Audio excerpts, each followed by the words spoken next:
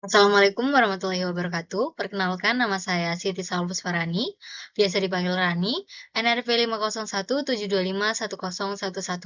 Di sini saya akan mempresentasikan geologi fisik chapter 13 tentang pelapukan massa atau pergerakan massa.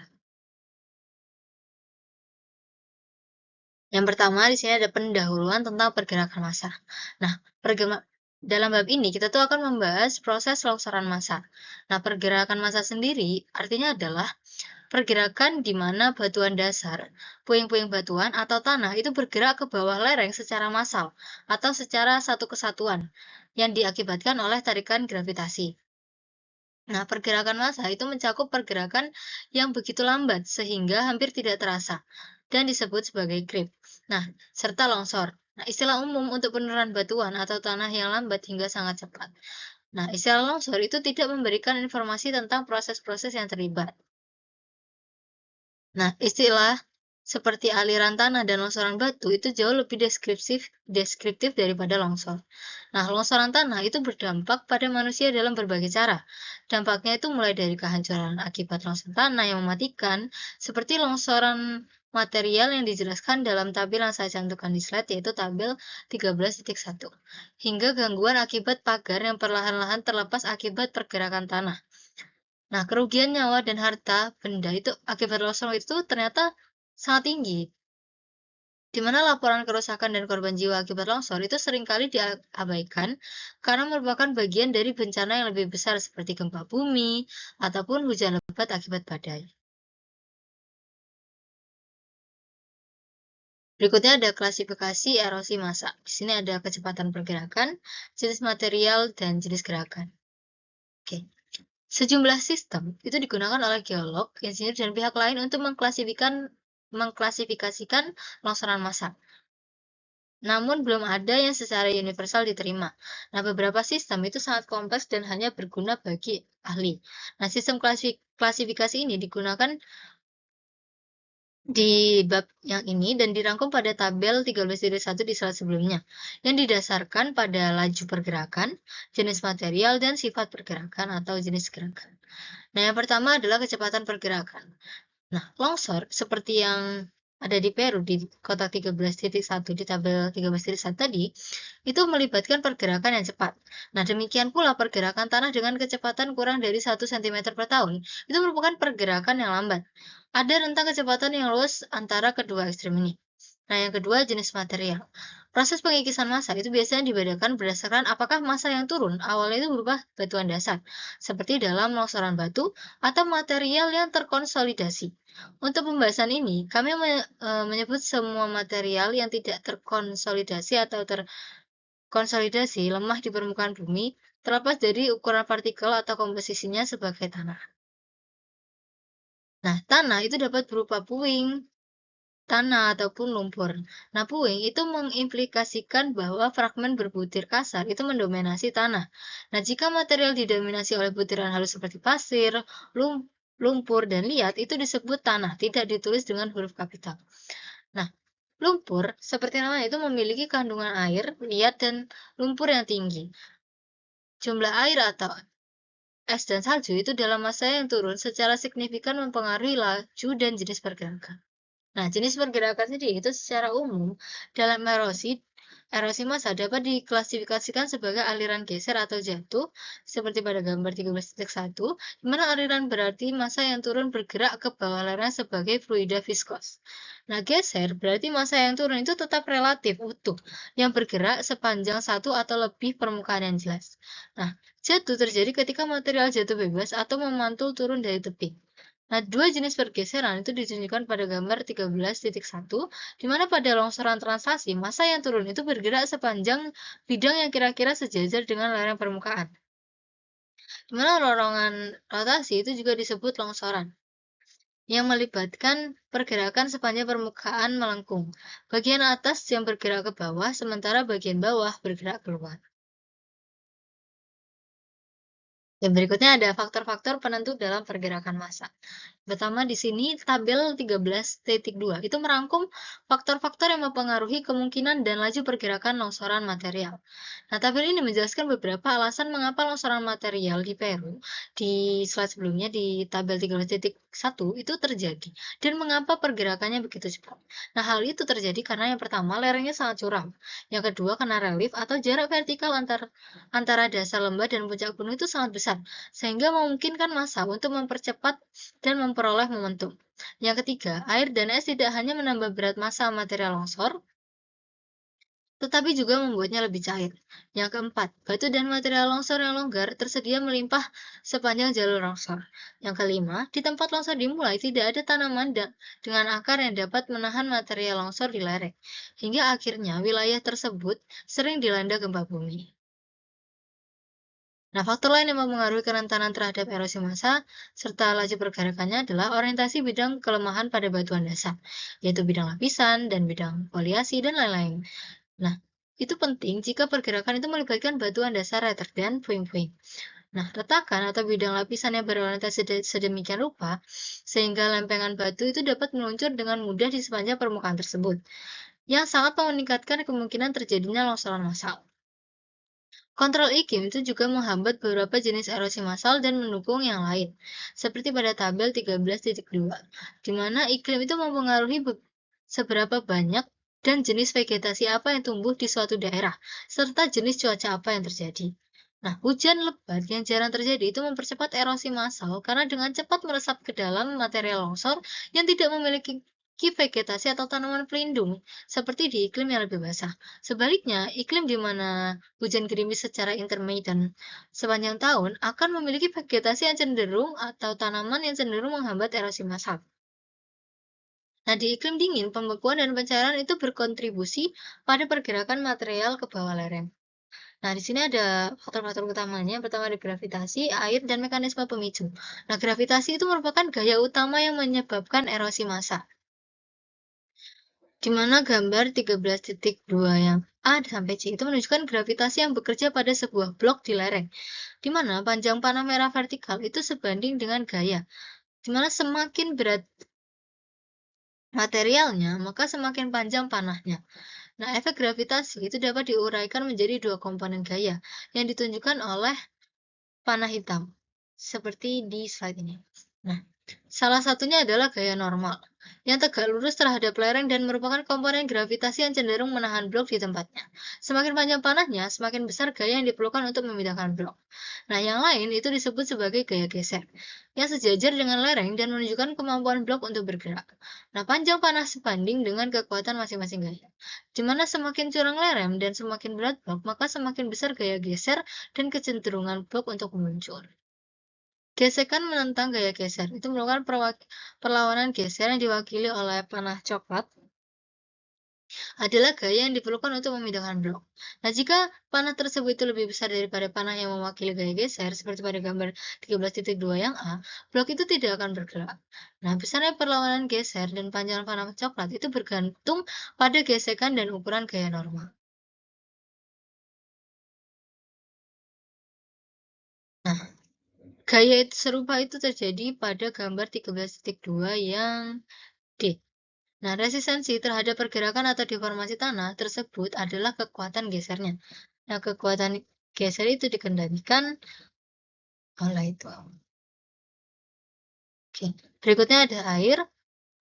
Air merupakan faktor kritis dalam erosi massal, di mana ketika tanah jenuh dengan air seperti akibat hujan deras ataupun salju yang mencair, tanah itu menjadi lebih berat dan kurang viskos, sehingga lebih cenderung mengalir ke bawah lereng. Nah, gaya geser gravitasi tambahan akibat peningkatan berat biasanya kurang penting dibandingkan dengan penurunan kekuatan geser.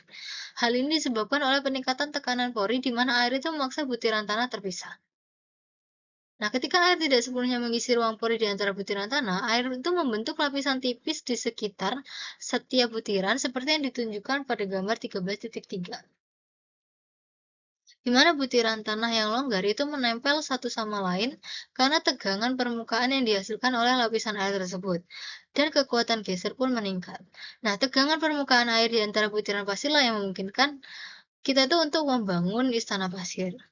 Dinding istana itu dapat curam atau bahkan vertikal karena tegangan permukaan yang menahan butiran pasir yang basah itu ada di tempatnya.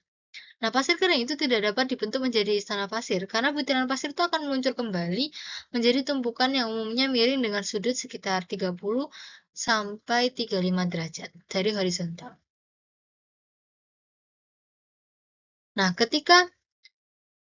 eh, ketika jumlah air dalam tanah meningkat, itu laju pergerakan itu cenderung meningkat. Sehingga tanah yang lembab itu mungkin tidak bergerak sama sekali, sedangkan tanah yang cukup basah itu bergerak perlahan menuruni lereng. Nah, jenis pembawasan massa yang lambat seperti krep itu umumnya ditandai dengan rasio air terhadap tanah yang relatif rendah.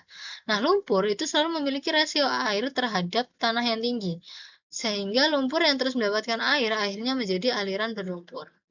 Yang ketiga ada mekanisme pemicu, peristiwa yang tiba-tiba dapat memicu pemborosan massa pada lereng bukit yang tidak stabil.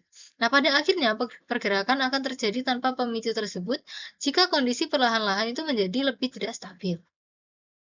Nah, gempa bumi umumnya itu memicu tanah longsor.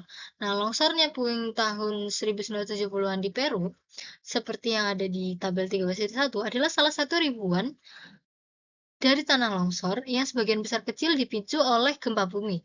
Nah, kerusakan terparah akibat gempa bumi itu terjadi di California pada tahun 1989 di wilayah yang hampir datar di distrik Marina San Francisco, di mana tempat kebakaran dari pipa gas yang pecah itu menghancurkan bangunan dan di seberang teluk di Oakland. Nah, di Auckland, keruntuhan tanah terjadi di bawah jalan bebas hambatan 2 tingkat yang bagian atasnya itu runtuh ke bagian bawahnya, yang menghancurkan banyak kendaraan. Tanpa gempa bumi, pergerakan mungkin tidak terjadi selama beberapa dekade atau abad. Yang kemudian pemborosan massa akan cukup lambat sehingga tindakan korektif dapat diambil untuk menstabilkan tanah. Berikutnya ada jenis-jenis umum penurunan berat, yaitu ada krep, aliran, dan longsoran batu, dan longsoran tanah. Nah, krep sendiri atau krep tanah adalah pergerakan tanah menuruni lereng yang sangat lambat. Nah, gaya geser seiring waktu hanya sedikit lebih besar daripada kekuatan geser. Laju pergerakan biasanya kurang dari 1 cm per tahun dan hanya dapat dideteksi melalui pengamatan yang dilakukan selama berbulan-bulan atau bertahun-tahun. Ketika kondisinya tepat, krep itu dapat terjadi di sepanjang lereng yang hampir horizontal. Beberapa indikator itu diilustrasikan pada gambar 13.4 dan 13.5. Nah, dua faktor yang berkontribusi signifikan terhadap pergerakan tanah adalah kadar air dalam tanah dan siklus harian pembekuan dan pencairan. Nah, beberapa proses itu berkontribusi pada pergerakan tanah, di mana di sebagian besar wilayah keberadaan rumput atau tanaman lain itu melimpah yang menopang tanah. Nah, yang kedua ada aliran. Nah, aliran itu terjadi ketika pergerakan terjadi dalam massa material yang tidak terkonsolidasi atau terkonsolidasi lemah, di mana butiran bergerak relatif terhadap butiran tetangga atau di sebelahnya yang pergerakan terjadi sepanjang retakan yang berdekatan dan terpisah. Nah, jenis-jenis aliran yang umum adalah aliran tanah, aliran material, aliran rumput, dan longsor material. Nah, aliran tanah itu dalam aliran tanah, tanah itu bergerak ke bawah lereng sebagai fluida viskos. Proses ini itu dapat berlangsung lambat atau cepat. Nah, aliran tanah biasanya terjadi di lereng bukit yang memiliki lapisan tebal, di mana butiran halus mendominasi, dan seringkali terjadi setelah hujan deras setelah meresap ke dalam tanah. Nah, biasanya massa yang mengalir itu tetap tertutup oleh lapisan vegetasi dengan tebing curam atau potongan curam yang terbentuk di tempat material yang bergerak, terlepas dari lereng atas yang statis. Nah, berikutnya ada solifluksi dan permafrost. Nah, salah satu jenis aliran tanah itu biasanya terkait dengan iklim yang lebih dingin. Solifluksi atau solifluction adalah aliran tanah yang jenuh air di atas material itu tidak permeabel. Nah, karena material yang tidak permeabel di bawah tanah itu mencegah air mengalir bebas, sehingga tanah di antara penutup vegetasi dan material yang tidak permeabel itu menjadi jenuh, seperti pada gambar 13.9. Nah, bahkan lereng yang landai pun rentan terhadap pergerakan dalam kondisi ini. Nah, bahan yang tidak permeabel di bawah tanah yang jenuh air itu dapat berubah batuan dasar yang tidak dapat ditembus atau yang lebih umum permafrost, yaitu tanah yang tetap beku selama bertahun-tahun. Nah, sebagian besar solidifikasi itu terjadi di daerah tanah yang beku secara permanen, seperti di Alaska dan Kanada Utara. Nah, permafrost itu terjadi pada kedalaman mulai dari beberapa sentimeter hingga beberapa meter di bawah permukaan. Nah, es dalam permafrost itu berfungsi sebagai agen pengikat tanah, sehingga permafrost itu sekeras beton. Berikutnya ada aliran material, di mana aliran yang melibatkan tanah, di mana material kasar seperti kerikil atau batu besar itu mendominasi. Nah, aliran material itu dapat mirip dengan aliran tanah dan dapat menempuh jarak relatif pendek hingga ke dasar dari lereng, atau jika terdapat banyak air, aliran material itu dapat berperilaku seperti aliran lumpur dan bergerak dengan cepat, yang menempuh jarak yang cukup jauh dalam saluran. Berikutnya adalah aliran lumpur. Aliran lumpur adalah campuran tanah dan air yang mengalir, yang biasanya bergerak melalui saluran seperti pada gambar 13.12. Yaitu dapat dibayangkan sebagai aliran dengan konsistensi seperti milsek yang kental. Nah, sebagian besar partikel padat dalam campuran tersebut adalah lempung dan lumpur. Oleh karena itu, penampilannya berlumpur. Tetapi sedimen kasar itu juga sering menjadi bagian dari campuran. Nah, lumpur itu bergerak lebih lambat daripada aliran sungai, tetapi karena viskositasnya yang tinggi, dia itu dapat mengangkut bongkahan batu, mobil, bahkan lokomotif. Nah, berikutnya adalah longsoran debris. Jenis aliran material yang tercepat adalah longsoran material, yaitu massa material, udara, dan air yang bergerak dengan sangat cepat dan turbulen.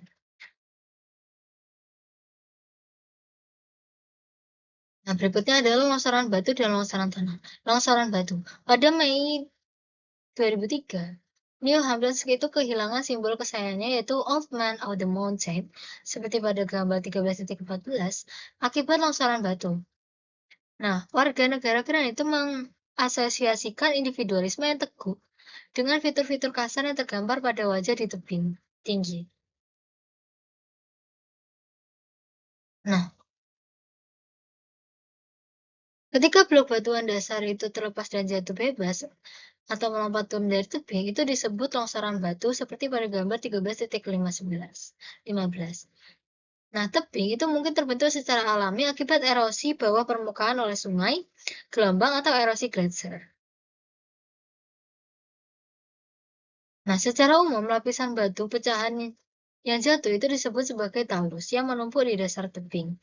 Nah, sebuah longsoran batu yang spektakuler itu pernah terjadi di Taman Nasional Yosemite pada musim panas 1996, yang menewaskan seorang pria dan melukai beberapa orang lain. Nah, longsoran batu tersebut itu berasal dari dekat Glacier Point atau tempat foto untuk gambar 19.1.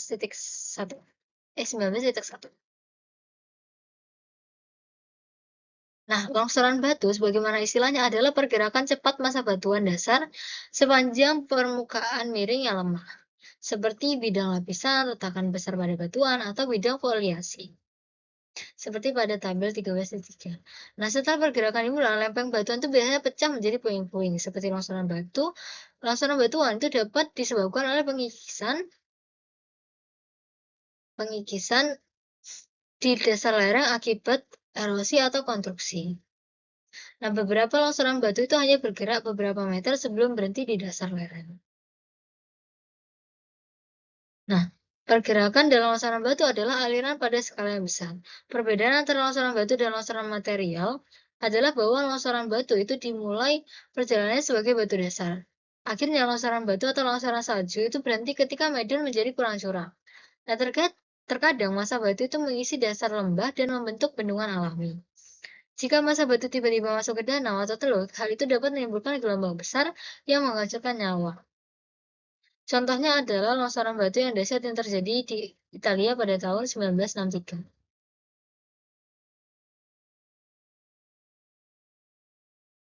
Nah, berikutnya adalah longsor bawah air. Bagian yang lebih curam dari dasar laut itu kadang-kadang mengalami longsoran yang sangat besar. Nah, longsoran prasejarah itu ditandai oleh massa besar puing yang berantakan di dasar laut yang dalam. Nah, salah satunya di lepas pantai Kepulauan Hawaii yang jauh lebih besar daripada massa longsoran apapun di daratan. Nah, reruntuhan dari apa yang disebut longsoran runtuhan Nuanu itu mencakup area seluas 5.000 km persegi, yang lebih luas daripada seluruh kepulauan Hawaii saat ini. Nah, sebuah longsoran tanah yang sangat besar itu pernah terjadi di lepas pantai timur Kanada pada 1929 setelah gempa bumi. Nah, gempa tersebut secara sistematis itu memotong serangkaian jalur telepon dan telegraf transatlantik. Nah, longsoran puing bawah laut yang dijelaskan sebagai arus keruh itu menempuh jarak lebih dari 700 km dalam 13 jam dengan kecepatan antara 15 sampai 60 km per jam. Namanya bagian kabel yang terbawa itu menunjukkan bahwa aliran puing tersebut itu mencapai lebar hingga 100 km. Nah, para ilmuwan baru-baru ini tuh menemukan bahwa area sedimen tebal yang sangat luas di lepas bagian pantai timur Amerika Serikat itu tidak stabil dan berpotensi menjadi longsoran bawah laut raksasa. Seperti pada gambar 13.9 ini, di mana yang A itu adalah foto longsoran Gross Ventry, B dan C adalah diagram longsoran Gross Venter Wyoming. Nah, foto ini merupakan koleksi dari peringatan RAM Universitas Western Washington PC berdasarkan Wisi Alden Survey Geology AS. Ya, berikutnya adalah mencegah longsor. Yang pertama ada mencegah pengikisan tanah massal. Pergerakan tanah secara massal itu biasanya dapat dicegah. Rekayasa yang tepat sangat penting ketika lingkungan alam lereng itu diubah oleh konstruksi. Seperti pada gambar 13.20, konstruksi itu umumnya membuat lereng lebih rentan terhadap pergerakan tanah yang secara massal dengan beberapa cara. Yang pertama, dasar lereng dipotong, menghilangkan dukungan alami untuk bagian atas lereng. Yang kedua, vegetasi dihilangkan selama konstruksi. Yang ketiga adalah bangunan yang dibangun di atas lereng, bagian atas lereng itu menambah beban pada potensi longsor. Dan yang keempat adalah air tambahan mungkin diizinkan meresap ke dalam tanah. Nah, beberapa langkah pencegahan dapat diambil selama konstruksi. Tembok penahan biasanya dibangun di tempat lereng dipotong, tetapi ini jarang seefektif yang diharapkan. Selain itu, pipa drainase dipasang melalui tembok penahan dan lereng, sehingga air dapat meresap dan mengalir keluar daripada menumpuk di tanah di belakang tembok, seperti gambar 13.21. Nah, langkah lainnya adalah menghindari kemiringan lereng yang terlalu curam. Lereng dapat dipotong menjadi serangkaian teras daripada potongan curam tunggal. Nah, membantu menstabilkan lereng.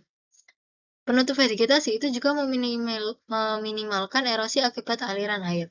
Beberapa jalan dan rel kereta api di daerah pegunungan yang curam itu dilindungi oleh atap beton bertulang yang miring seperti pada gambar 13.22. Nah, material longsor dan longsor salju itu dapat melewati dengan aman di atasnya daripada menghalangi jalan dan membahayakan nyawa.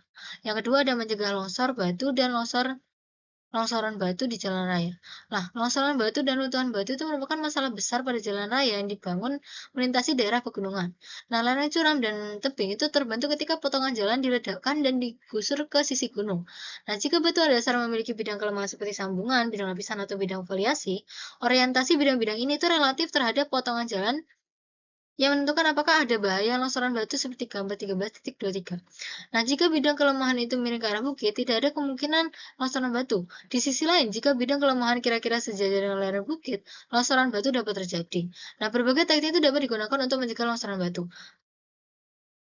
Dengan melakukan studi geologi yang detail terhadap suatu area sebelum jalan dibangun, para pembangun itu dapat menghindari bahaya dengan memilih rute yang paling aman untuk membangun jalan tersebut. Nah, jika pemotongan jalan harus dilakukan melalui batuan dasar yang tampak rentan longsor, itu semua batuan yang berpotensi longsor itu dapat dihilangkan. Kadang-kadang hal ini tuh memerlukan biaya yang sangat besar. Nah, dalam beberapa kasus, lereng yang rentan terhadap longsor batu itu telah dijahit di tempatnya menggunakan teknik yang ditunjukkan pada gambar 13.24. Nah, pemantauan real time yang ditransmisikan melalui radio di area di mana pergerakan massa aktif itu sangat berguna untuk memprediksi kapan pergerakan massa itu akan mempercepat dan menjadi berbahaya.